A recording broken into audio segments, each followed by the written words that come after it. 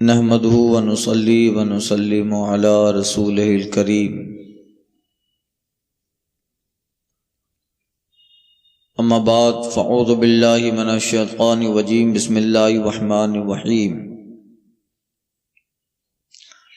یریدون ان یطفئوا نور اللہ بافواہہم ویأبی اللہ الا ان یتم نورہ ولو کرہ الکافرون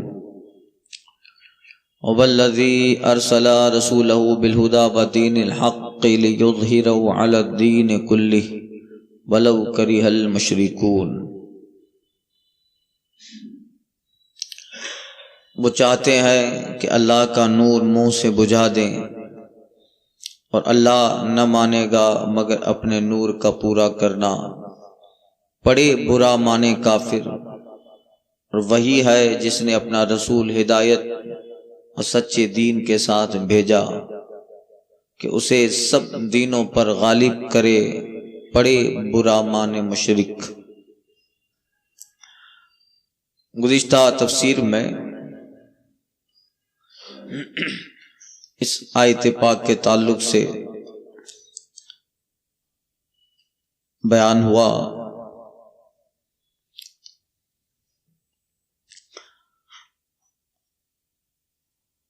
ایک حقیقت کا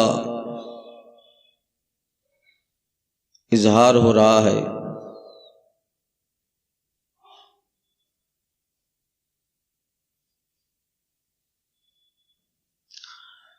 کفار اور مشرکین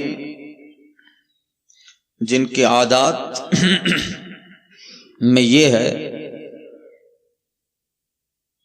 کہ وہ ہمیشہ اسلام کے برسر پیکار رہے، زمانہ رسالت مآب صلی اللہ علیہ وسلم سے لے کر آج تک وہ اللہ کے نور کو بجھانے کی ناکام کوششیں کرتے رہے۔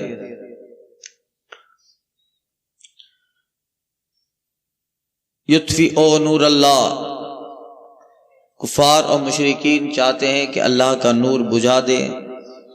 اطفاء آگ کا بجھانا، اس طرح کہ آگ کا وجود ہی ختم ہو جائے جس سے اس کی روشنی جاتی رہے۔ اور محاورے میں روشنی کے بجھانے کو، دور کرنے کو اطفاء کہتے ہیں۔ بالخصوص چراغ کا جب ذکر ہو اس کے بعد تو اس کا مطلب ہوتا ہے چراغ گل کر دینا، نور بجھا دینا۔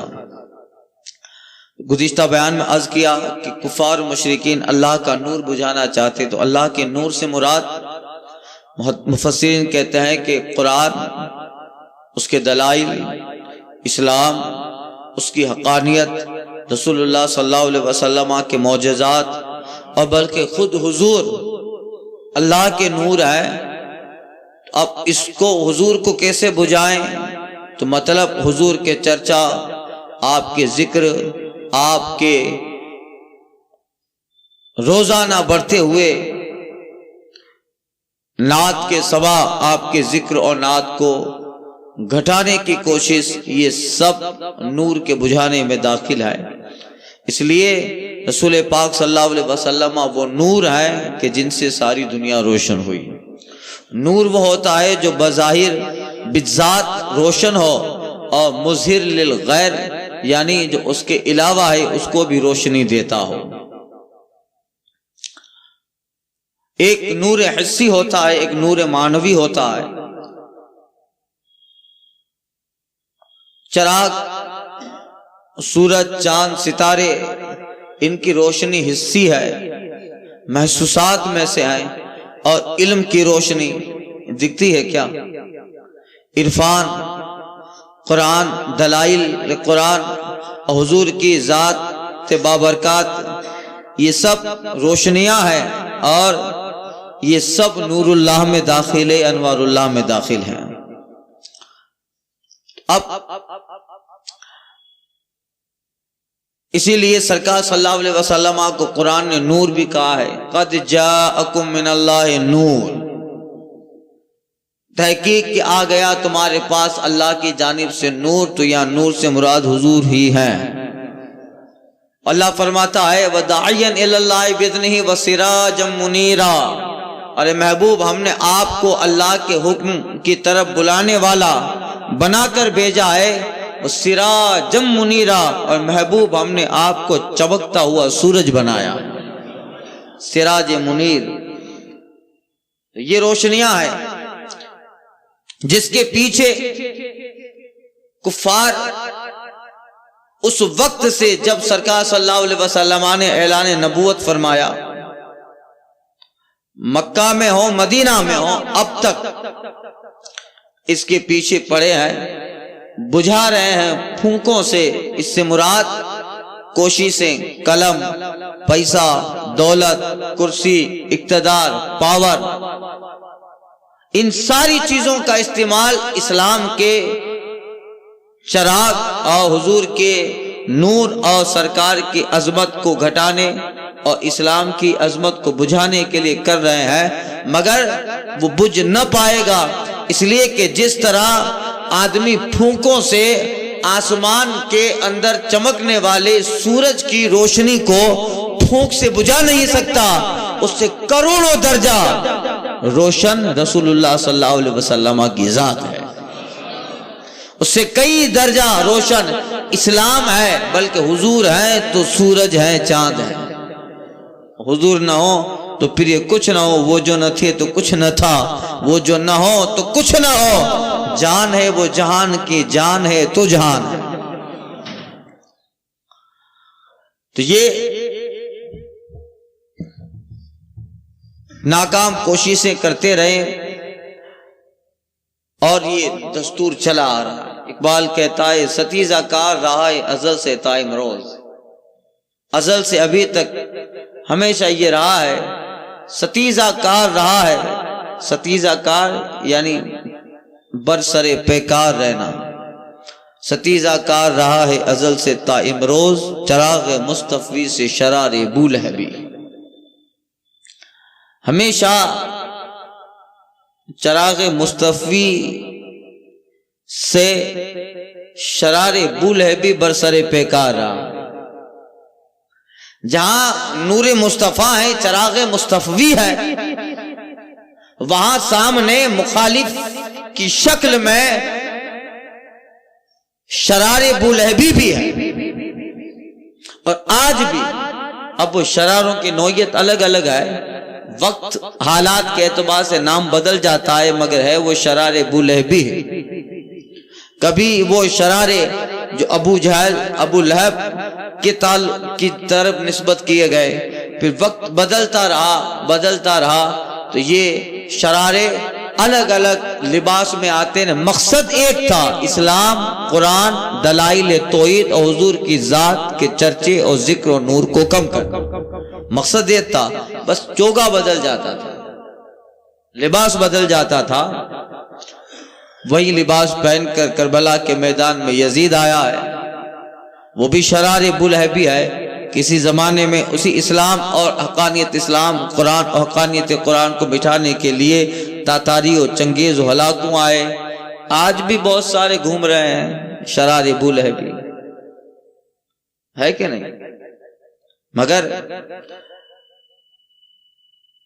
اللہ تعالیٰ نے یہ ارادہ فرما لیا ہے وَيَأْبَى اللَّهُ إِلَّا أَن يُتِمَّ نُورَهُ، اور اللہ نہ مانے گا مگر اپنے نور کا پورا کرنا، نور پورا ہو کے رہے گا، اور ہو گیا۔ جب سرکار صلی اللہ علیہ وسلم حجۃ الوداع میں ہیں اور حضور نے آخری خطبہ ارشاد فرمایا، اس وقت دین کے کمپلیٹ ہونے کی اللہ تعالیٰ نے بشارت دی، الیوم اکملت لکم دینکم اتممت علیکم نعمتی ورضیت لکم الاسلام دینا۔ اے محبوب، آج ہم نے آپ کے لیے آپ کا دین مکمل کر دیا، آج آپ کے رب نے اپنی تمام نعمتیں آپ پہ تمام کر دی، اور محبوب آج آپ کا رب آپ کو اسلام دے کے راضی ہو گیا، رضیت لکم الاسلام دینا، آپ کو دین اسلام دے کر آپ کا رب راضی ہو گیا، تو وہ دین تو کمپلیٹ ہو گیا۔ اب وَلَوْ كَرِهَ الْكَافِرُونَ، اگرچہ بڑے برا معنی کافر، وہ کبھی نہیں چاہیں گے کہ یہ نور پھیلتا رہے، اس لیے انہوں نے اپنے اپنے دور میں اس نور کو بجھانے کی کوششیں کرتے رہے، اور تھوڑا بہت ان کو کبھی کبھی فائدہ بھی ملتا تھا، اندر خوش بھی ہوتے تھے کہ چلو یہاں مسلمانوں کا صفایا کر دیا، وہاں مسلمانوں کا صفایا کر دیا، یہاں مدرسے مٹا ڈالے، وہاں مسجدیں خانقاہوں کو مٹا ڈالا، تھوڑا وقتی طور پر، جس میں کچھ مسلمان کی بدعمالیوں کا بھی نتیجہ ہوتا تھا، مگر مکمل طور پر کبھی بھی اس میں کامیاب نہ ہوئے۔ وَلَوْ كَرِهَ الْكَافِرُونَ، تو ہمیشہ کفار یہ چاہیں گے کہ اس نور کو بجھائیں، جس زمانے کا کافر ہو۔ اب اس میں مشرک بھی آ گیا، یہودی بھی آ گیا، عیسائی بھی آ گیا، مجوسی بھی آ گیا، نصارہ سب آ گئے، کسی بھی اعتبار کے کافر و مشرک ہو، اسلام کے مقابلے میں سب کی نوعیت ایک ہے۔ اس لیے سرکار فرماتی الکفر ملت واحدہ، کفر ایک جماعت ہے۔ جب اسلام کی بات آئے گی تو سب ایک ہو گئے، اور سب ساتھ میں مل کر وہاں سے اسرائیل مٹائے، فلسطین میں اور مٹایا، برما میں کسی اور کو لگایا، ہندوستان میں کسی اور کو لگایا، کہ سب ایک ساتھ دھکا دو اسلام کو۔ یہ اسلام کے خلاف جب آتے ہیں تو سب کا مقصد ایک ہو جاتا ہے، جبکہ آپس میں اللہ قرآن میں فرماتا ہے وَأَلْقَيْنَا بَيْنَهُمُ الْبَغْضَاءَ، اللہ نے ان کے آپس میں بھی دشمنیاں ڈالی۔ یہ دیکھیے قاعدہ ہے، اور یہ ہوتا رہا ہے کہ جو جماعت، آج بھی آپ اس کو دیکھو گے، جو تحریک، جو سنگٹھن، جو مورچہ اسلام کو مٹانے کے لیے نکلتا ہے، چاہے اب اس کا کچھ بھی نام دیں، تھوڑی دیر کے لیے پلان کرتے ہیں، منصوبے بناتے ہیں، مگر اللہ کا قرآن ایک پیچھے ایک آیت پاک کے ضمن میں یہ پوری تفسیر عرض کر چکا کہ جو جماعت، جو تحریک، جو سنگٹھن، جو مورچہ، جو سنستھا چند لوگوں کو لے کر اسلام کو مٹانے کے لیے نکلی ہے، ایک وقت آتا ہے کہ اللہ انہیں آپس میں بغض و عداوت، ان کے دلوں میں آپس میں دشمنیاں ڈال دیتا ہے۔ آج دیکھو کتنے لوگوں کو گھر بھیگا کر دیا، آج جنہیں اپنا استاد اور باپ ماننے کے لیے فخر کرتے تھے، آج ان کو پارلیمنٹ میں جگہ نہیں مل رہی ہے۔ سب ایک ہی تھے، نکلے تھے اسلام مٹانے کے لیے، کیا حشر ہو رہا ہے، اور ابھی آپس میں دشمنیاں ان کے اندر شروعات ہے، وقت آتا رہے گا۔ اللہ کا قرآن جو فیصلہ کرتا ہے وقتی طور پر دماغ انسان کا ظاہر سوچتا ہے، سائنس سمجھ نہ پائے، مگر بات وہی ہوتی ہے جس کا ذکر اللہ نے اپنی کتاب میں بیان کیا۔ اللہ تعالیٰ کا یہ قانون، یہ دستور ہے، جو اسلام کو مٹانے نکلتا ہے، اللہ انہیں آپس میں ہی لڑا دیتا ہے۔ بتاؤ عیسائی و یہودی لڑے کہ نہیں لڑے؟ لڑے کہ نہیں لڑے؟ قالت النصارى ليست اليهود على شيء وقالت اليهود ليست النصارى على شيء، یہودی عیسائیوں کا مخالف ہو گیا، عیسائی یہودیوں کا مخالف ہو گیا، بلکہ خود یہودیت میں اللہ تعالیٰ نے اتنے فرقے کر ڈالے کہ ان کی ہر جماعت دوسرے کو کافر و قتل کرنے کے لیے برسر پیکار ہے۔ عیسائیوں میں اتنی ساری جماعتیں ہو گئی کہ ان کی باوجود اس کے کہ سب اپنے کو کرسچن کہتے ہیں، سب اپنے کو جناب عیسیٰ بن مریم علیہ الصلوۃ والتسلیم کا فالوور، انویائی کہتے ہیں، مگر ان کی آپس کی اتنی جماعتیں ہیں کہ ان کے آپس میں اتنے ٹکراؤ ہیں کہ ہر دوسرے کو کافر کہتا ہے، اس کا قتل جائز سمجھتا ہے۔ آج یہ حال ہے، تو آپس میں اللہ تعالیٰ ان میں عداوتیں، دشمنیاں، جو اسلام کی دشمنی دل میں پالتا ہے، اللہ وہی دشمنی انہیں واپس لوٹاتا ہے۔ اس لیے یہ ہوتا رہا ہے، اور جس نیت اور مقصد کے ساتھ وہ لوگ نکلیں گے انشاءاللہ تعالی اس مقصد میں تو کبھی وہ کامیاب ہونے والے نہیں ہیں۔ اب کامیاب کیوں نہ ہوں گے؟ انہیں ان کا جو ٹارگیٹ ہے، ان کا جو پرپز ہے، اس کو وہ کیوں نہیں پائیں گے؟ کیوں؟ اس لیے کہ اس نور کو اس رب نے تمام کیا ہے، اس نور کو اس رب نے پھیلایا ہے جو اپنی شان بیان کر رہا ہے، هو الذی ارسل رسولہ، کیونکہ وہی رب ہے جس نے اپنا رسول ہدایت اور سچے دین کے ساتھ بھیجا ہے۔ اب جب عظمت بیان ہوتی ہے، مقام بیان کرنا ہوتا ہے، تو اس کے لیے اسی درجے کی کوئی چیز لائی جاتی ہے۔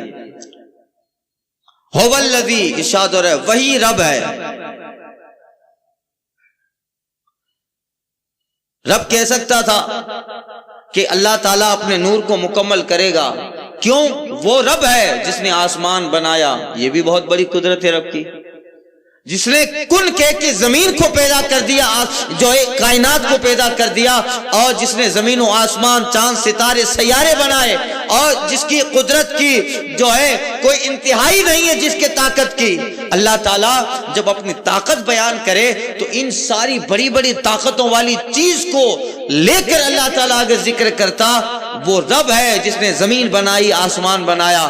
مگر اللہ کی ساری قدرتوں میں سب سے بہتر، رب کے بعد اللہ کی ساری مخلوقات میں سب سے عظیم، سب سے بڑی، سب سے طاقت والی اگر کوئی شخصیت و ذات ہے تو رب کا رسول ہے۔ اس لیے رب کہتا ہے اس رب کے نور کو بجھا نہیں سکتے، اس رب کی شان یہ ہے، هو الذی ارسل رسولہ، جس رب نے اپنے رسول کو بھیجا۔ آپ اس حضور کو، حضور کی بعثت کا ذکر کر کے رب کی جو ہے حمد بھی ہو رہی ہے، اور رب اپنی طاقت بیان کر رہا ہے۔ وہ رب جس نے اپنے رسول کو بھیجا ہدایت اور دین حق کے ساتھ۔ اب ظاہر بات ہے کہ یہ اللہ تعالیٰ کی شان بھی بیان ہو رہی، وہی رب ہے جس نے رسول اللہ صلی اللہ علیہ وسلم کو بھیجا۔ اب اس کائنات میں رب کے بعد کوئی بڑی چیز ہے تو وہ حضور ہے، وہ حضور ہے۔ لم یمکن الثناء کما کان حقہ، بازت خدا بزرگ تو ہی قصہ مختصر۔ تو وہ رب اپنی شان بیان کر رہا ہے حضور سے، اس لیے کہ سرکار صلی اللہ علیہ وسلم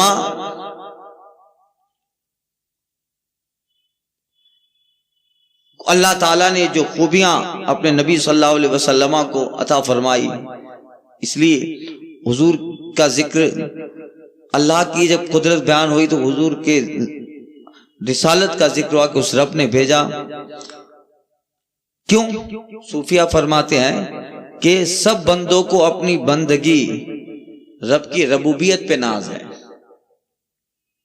سب بندوں کو اپنی بندگی رب کی ربوبیت پر ناز ہے کہ ہم رب کے بندے ہیں، مگر حضور رب کے وہ بندے ہیں، حضور رب کے وہ بندے ہیں کہ دستے قدرت کو ناز ہے کہ میں محمد کا رب ہوں، میں محمد کا رب ہوں۔ تو بتاؤ حضور کس درجہ کی شخصیت ہیں اور اللہ نے کیسا نوازا ہے۔ رب سے رسول اللہ صلی اللہ علیہ وسلم کا وجود ہے، رب ہے تو حضور ہیں کہ اس رب نے بھیجا، رب سے رسول اللہ صلی اللہ علیہ وسلم کا وجود ہے، مگر صوفیہ فرماتے ہیں کہ حضور سے رب کا ظہور ہے۔ اگر حضور نہ آتے تو پھر رب کو کوئی پہچان تھا؟ خود حدیث قدسی میں رسول اللہ فرماتے ہیں کہ میرے رب نے فرمایا اے محمد صلی اللہ علیہ وسلم، اگر تمہیں پیدا کرنا مقصد نہ ہوتا تو میں رب اپنی ربوبیت کا بھی اظہار نہ فرماتا۔ یہ حضور وہ شان اور رب کی وہ عظیم اس کی ربوبیت کی دلیل حضور ہے، اس کی شان رحمت کی دلیل حضور ہے۔ اس لیے جو ہے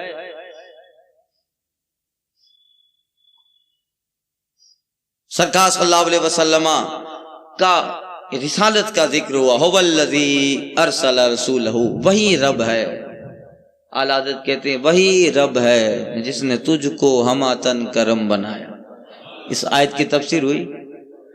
اعلیٰ حضرت کہہ سکتے تھے وہی رب ہے جس نے زمین بنائی، آسمان بنایا، جیسے رشید احمد گنگو اشرف علی تھانوی نے کہا وہی رب ہے جس نے ہمارے لیے گائے بنائی۔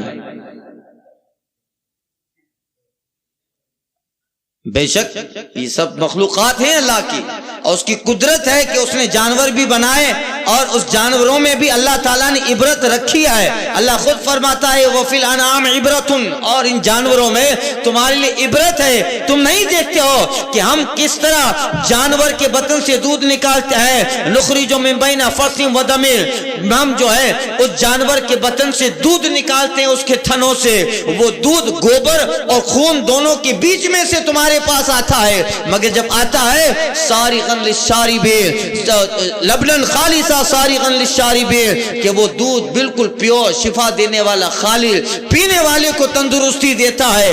اور اس طرح سے رب نکالتا ہے کہ وہ خون اور گوبر کے درمیان سے آتا ہے، مگر جب باہر نکلتا ہے تو گوبر کی بدبو ہے اس میں، نہ اس میں خون کی سرخی ہے۔ کس قدرت سے نکال دیتا ہے؟ ان سب سے ہو کے آتا ہے، مگر یہ بھی قدرت ہے، مگر اپنا اپنا خیال، یہ بے شک اللہ کی قدرتیں ہیں۔ اب جس نے اس اعتبار سے تعریف کی اعلیٰ حضرت کا مقام کچھ اور ہے تو کہتے وہی رب ہے یا رسول اللہ جس نے تجھ کو ہماتن کرم بنایا۔ اب وہ رب کیسا ہوگا جس نے آپ کو اس قدر خوبیوں کے ساتھ رب نے بھیجا ہے، جب آپ کی صفت، آپ کی ذات کا دنیا کوئی اندازہ نہیں لگا سکتی ہے، آپ ایسے ہیں تو آپ کو بنانے والا رب کیسا ہو؟ وہی رب ہے جس نے تجھ کو ہماتن کرم بنایا، اور یا رسول اللہ ہمیں بھیک مانگنے کو تیرا آستہ بتایا۔ اللہ کی حمد بھی ہو گئی اور رسول اللہ کی نعت بھی ہو گئی۔ هو الذی ارسل رسولہ، وہی رب ہے جس نے اپنے رسول کو بھیجا، کیا؟ بالہدا و دین الحق، ہدایت کے ساتھ اور دین حق کے ساتھ۔ یہ دین حق ہے، اس کا مطلب دین حق، اسلام کی حقانیت کا ذکر ہو رہا ہے، اللہ تعالیٰ کا پسندیدہ دین ہے، اور حضور ہدایت کے ساتھ، بلکہ سراپا ہدایت ہے کہ اب جو حضور سے لگ گیا وہ بھی ہدایت والا ہو گیا۔ تو اللہ نے اپنے نبی کو ہادی بنا کر بھیجا، اور اسے جو دین دیا وہ ملت جو ہے محبوب، ملت محبوبہ، پسندیدہ دین اللہ تعالیٰ نے اپنے محبوب صلی اللہ علیہ وسلم کو دیا، جس دین کی خوبی اللہ نے یہ رکھی کہ اس میں اللہ تعالیٰ نے قابل نسخ صفت پیدا فرما دی۔ قابل نسخ صفت کا مطلب محبوب جب آپ کا دین آ گیا اگلے سارے دین منسوخ ہو گئے، اب کسی کا دین نہ چلے، اب آسمانی کوئی مذہب نہیں، دنیا پہ رہ کے لوگ بنائیں گے مذہب، وہ صرف بنام ہوگا، دھرم کہیں گے، وہ مذہب نہیں ہوگا، وہ دین نہیں ہوگا، بھلے اس کو مذہب بھی کہہ لو مگر وہ دین نہ ہوگا۔ دین تو ایک ہے اسلام، باقی آسمانی مذہب، آسمانی دین جو تھے، اور واقعی میں اللہ تعالیٰ نے ان دینوں کو اتارا تھا، جیسے عیسیٰ علیہ السلام، حضرت موسیٰ علیہ السلام، ان پہ بھی اللہ تعالیٰ نے شریعت اتاری، تو وہ ایک زمانے میں اسلام تھے، وہ دین ہی اسلام تھے، مگر اب جب حضور آ گئے تو پھر ان کی شریعتیں منسوخ ہو گئی، اب حضور کا قانون چلے گا، اور باقی دین نہیں ہے، باقی جتنے ہیں وہ سب دین کے نام پہ ڈھونگ کر رہے ہیں، یہ سب چند لوگوں کو لے کے چلے ایک مذہب بنا لیا، یہ سب ڈھونگ ہے، دین ایک ہے، وہی دین اسلام، وہی ہے ملت محمدی صلی اللہ علیہ وسلم۔ تو محبوب اب کیوں بھیجا؟ اس لیے لِيُظْهِرَهُ عَلَى الدِّينِ كُلِّهِ، تاکہ محبوب آپ کے اس دین کو سب دینوں پہ غالب کر دیں۔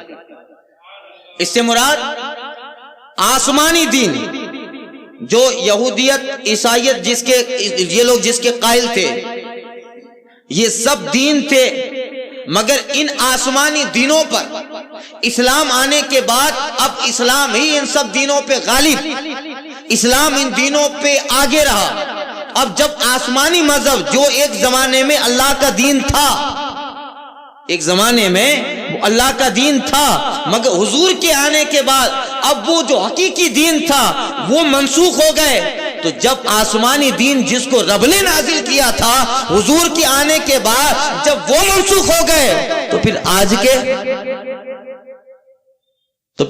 کے ان کا وجود کیا؟ تو اب یہی کہتا ہے رب تعالیٰ لیظہرہ علی الدین کلہ، محبوب آپ کو ہدایت اور سچے دین کے ساتھ بھیجنے کا مقصد کیا؟ آپ کا دین غالب رہے گا. وَلَوْ کَرِہَ الْمُشْرِكُونَ، بھلے برا مانے مشرک. اب اس میں سب آ گئے. آپ کے دین کا چرچا ہوگا تو عیسائی بھی برا مانیں گے، آپ کے دین کا چرچا ہوگا یہودی بھی برا مانیں گے، مشرکین بھی برا مانیں گے کہ آپ کے دین میں بت پرستی نہیں ہے، آپ ایک اللہ وحدہ کی عبادت کا حکم دیتے ہیں. اب